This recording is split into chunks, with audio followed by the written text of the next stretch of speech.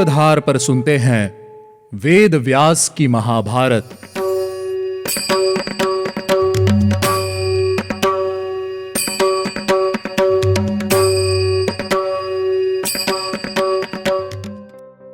आज ही बड़ी जल्दी में आपके यहाँ नारद जी पधारेंगे। उनकी बातें सुनिए और उनकी आज्ञा का पालन कीजिए। हेलो लिसनर्स, स्वागत है आपका वेद व्यास की महाभारत सीजन 4 में। आज हम शुरुआत करेंगे हमारे 5th एपिसोड की। मैं हूँ आपके साथ आपकी सूत्रधार मान्या शर्मा। आज के इस एपिसोड में हम जानेंगे कि खांडव प्रस्थ इंद्रप्रस्थ कैसे बना। लेकिन कथा को शुरू करने से पहले हम लेंगे एक छोटा सा रिकैप। पिछले एपिसोड में हमने पांडवों के हस्तिनापुर वापस लौटने की कथा सुनी। एपिसोड की शुरुआत में हमने जाना कि राजा धृतराष्ट्र, कर्ण और दुर्योधन तीनों पांडवों के विरुद्ध षड्यंत्र रच रहे हैं। लेकिन राजा धृतराष्ट्र ने उन्हें पितामह भीष्म और द्रोणाचार्य से भी सलाह लेने के लिए कहा, जिसके बाद पितामह भीष्म और द्रोणाचार्य ने राज्य को 2 भागों में बांटने के लिए कहा, जिस पर कर्ण ने टिप्पणी करते हुए पितामह भीष्म और द्रोणाचार्य को दोष लगाते हुए कहा कि वे धृतराष्ट्र के विरुद्ध ही बातें करते हैं और उनका अहित ही चाहते हैं। सभी की बातें सुनने के बाद राजा धृतराष्ट्र ने पांडवों को वापस बुलाने का निश्चय किया। सभी पांडव हस्तिनापुर लौट आए और खुशी खुशी अपने नगर में विहार करने लगे। चलिए अब जानते हैं आगे की कथा। कुछ समय बाद राजा धृतराष्ट्र और पितामह भीष्म ने पांडवों को बुलाया और कहा, युधिष्ठिर, जो मैं कहता हूँ उस बात को ध्यान से सुनो। मेरी ही आज्ञा से पांडु ने इस राज्य को बढ़ाया है और पालन पोषण भी किया है। पांडु बहुत बलवान और पराक्रमी थे। वे हमेशा मेरे कहे अनुसार ही कार्य किया करते थे। तुम भी मेरी आज्ञा का ही पालन करो। मेरे पुत्र दुरात्मा हैं, वे हमेशा मेरी आज्ञा का पालन नहीं करेंगे। वे हमेशा अपने स्वार्थ में लगे रहते हैं। मेरी बात मानो, तुम सभी खांडव प्रस्थ में निवास करो। वहां तुम्हें किसी भी प्रकार की कोई बाधा नहीं होगी।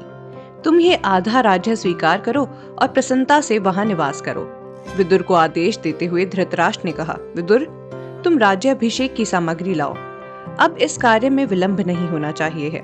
मैं आज ही कुरुकुल नंदन युधिष्ठिर का अभिषेक करूंगा। नगर के सभी श्रेष्ठ ब्राह्मण, प्रमुख व्यापारी, प्रजावर्ग के लोग और बंधु बांधवों को बुलाओ। ब्राह्मणों को दक्षिणा के साथ 1000 गायें दो। एक सुंदर मुकुट तथा हाथ के आभूषण मंगाओ। मोती की कई मालाएं, हार, पदक, कुंडल, करधनी, कटिसूत्र तथा ऊदर बंध भी ले आओ। 1008 हाथी मंगाओ, जिन पर ब्राह्मण सवार हों। पुरोहितों के साथ जाकर वे हाथी शीघ्र गंगा जी के जल से नहलाओ। युधिष्ठिर अभिषेक के जल से भीगे हों। समस्त आभूषणों से उन्हें वशीभूत किया जाए।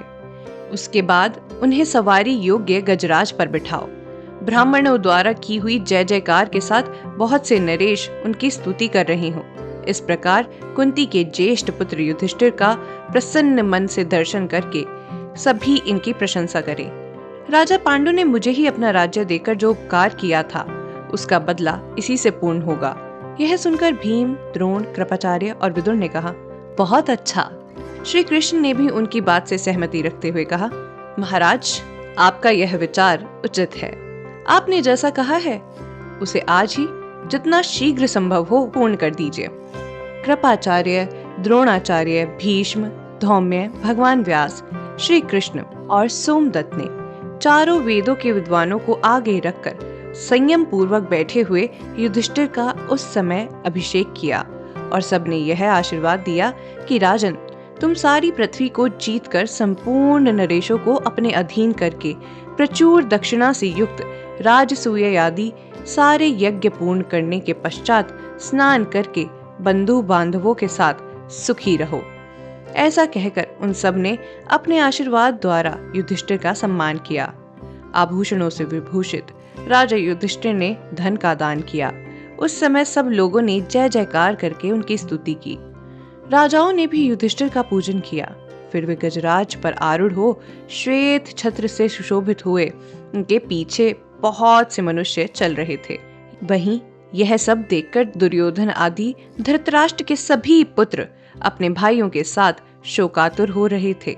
अपने पुत्रों को शोक में डूबा हुआ जानकर धृतराष्ट्र ने भगवान श्री कृष्ण और कौरवों के सामने राजा युधिष्ठिर से इस प्रकार कहा, तुमने वह राज्य अभिषेक प्राप्त किया है जो किसी भी आम व्यक्ति के लिए दुर्लभ है। राजन, तुम राज्य पाकर कृतार्थ हो गए। आज ही खांडवप्रस्थ चले जाओ। वहीं समस्त पौरव नरेशों की राजधानी थी।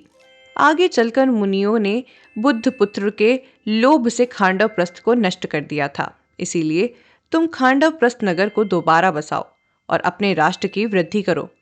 तुम में भक्ति रखने के कारण दूसरे लोग भी उस सुंदर नगर का आश्रय लेंगे। वह नगर तथा राष्ट्र समृद्धिशाली और धन धान्य से संपन्न है। तुम भाइयों सहित वहीं जाओ।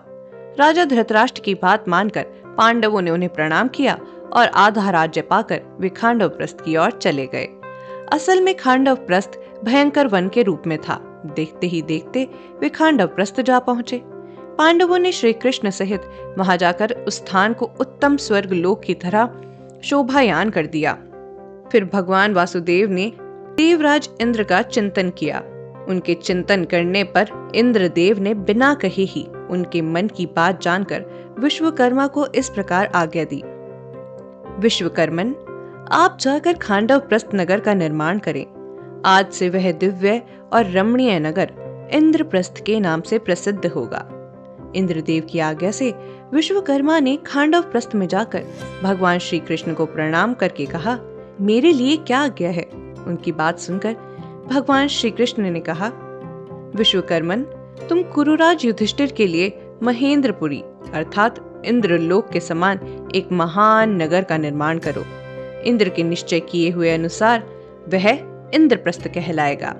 अपने नगर में शांति कर्म करा के सभी पांडवों ने वेद व्यास जी को गवाह बनाकर नगर बसाने के लिए जमीन का नाप कराया। उसके चारों ओर समुद्र के जल से भरी हुई खाई बनाई गई, जो उस नगर की शोभा बढ़ा रही थी। श्वेत बादलों तथा चंद्रमा के समान उज्जवल चार दीवारी शोभा दे रही थी, जो अपनी ऊंचाई से आकाश मंडल को व्याप्त करके खड़ी थी। उस नगर के दरवाजे ऐसे जान पड़ते थे मानो दोनों पंख फैलाए गरुड़ खड़े हों। ऐसे अनेक बड़े बड़े फाटक मेघों की घटा के समान सुशोभित और मंदराचल के समान ऊंचे गोपुरों द्वारा वह नगर सब ओर से सुरक्षित था। युधिष्ठिर ने भगवान श्री कृष्ण के साथ सभी ब्राह्मणों का पूजन किया। धीरे धीरे वह नगर लोगों और गायों से संपन्न हो गया और दिनों दिन वहां खेती में वृद्धि होने लगी। युधिष्ठिर ने श्री कृष्ण से कहा, आपकी ही कृपा से मैंने राज्य प्राप्त किया है। आप ही हमारे माता पिता और इष्ट देव हैं। आप स्वयं समझकर जो करने योग्य कार्य हो वह हमसे कराएं। पांडवों के लिए जो अभिष्ट हो उसी कार्य को कराने के लिए आप हमें अनुमति दें। भगवान श्री कृष्ण ने कहा, आपको अपने ही प्रभाव से अपने ही धर्म के फल स्वरूप यह राज्य प्राप्त हुआ है। जो राज्य आपके बाप दादाओं का ही है वह आपको कैसे नहीं मिलता? धृतराष्ट्र के पुत्र दुराचारी हैं, वे पांडवों का क्या कर लेंगे? आप इच्छा अनुसार पृथ्वी का पालन कीजिए और सदा धर्म मर्यादा को धारण किए। संक्षेप में आपके लिए धर्म का उपदेश इतना ही है कि ब्राह्मणों की सेवा करिए। आज ही बड़ी जल्दी में आपके यहाँ नारद जी पधारेंगे। उनकी बातें सुनिए और उनकी आज्ञा का पालन कीजिए। ऐसा कहकर भगवान श्री कृष्ण माता कुंती के पास गए और इस प्रकार बोले, बुआ जी नमस्कार, अब मुझे आज्ञा दीजिए, मैं आपसे विदा लेने आया हूँ। कुंती ने कहा, केशव, तुम्हारे दर्शन मात्र से ही हमारे दुख दूर हो जाते हैं। तुम इन पांडवों को हमेशा याद रखना, ये तुम्हारे आशीर्वाद से ही फल फूल रहे हैं। भगवान श्री कृष्ण ने माता कुंती को प्रणाम किया और कहा, निश्चित ही मैं आपकी आज्ञा का पालन करूंगा। ऐसा कहकर श्री बलराम के साथ वे वहां से विदा लेकर द्वारकापुरी को लौट गए। अब भगवान विश्वकर्मा, भगवान व्यासदेव, श्री कृष्ण, बलराम सभी विदा लेकर इंद्रप्रस्थ से चले गए हैं। अगले एपिसोड में हम जानेंगे कि नारद जी पांडवों से मिलने के लिए क्यों आने वाले हैं। और अगर आप भी इस प्रश्न का उत्तर पाना चाहते हैं तो लौटिएगा हमारे अगले एपिसोड में। उम्मीद है आपको हमारा यह एपिसोड पसंद आया होगा। अगर आप इस एपिसोड से रिलेटेड कोई भी सवाल पूछना चाहते हैं तो हमारे social media platform Twitter, Facebook, Instagram पर हमसे संपर्क कर सकते हैं। हमारा सोशल मीडिया हैंडल है माय सूत्रधार।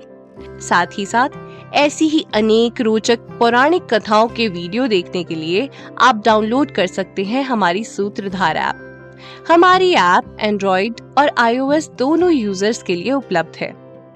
यहाँ आपको हर एक कहानी सुंदर चित्रण और सटीक फैक्ट्स के साथ मिलेगी। इसके अलावा आप श्री राम कथा, मिनी टेल्स पॉडकास्ट हिंदी और इंग्लिश, नल दमयंती प्रेम कथा हिंदी, इंग्लिश तथा ऐसी ही अनेक कहानियां अपने मनपसंद ऑडियो प्लेटफॉर्म पर सुन सकते हैं। लिंक आपको डिस्क्रिप्शन में मिल जाएगा। मैं आपकी सूत्रधार मान्या शर्मा मिलूंगी आपसे अगले एपिसोड में। याद रखिएगा, हम हर सोमवार और शुक्रवार आपसे मिलते रहेंगे।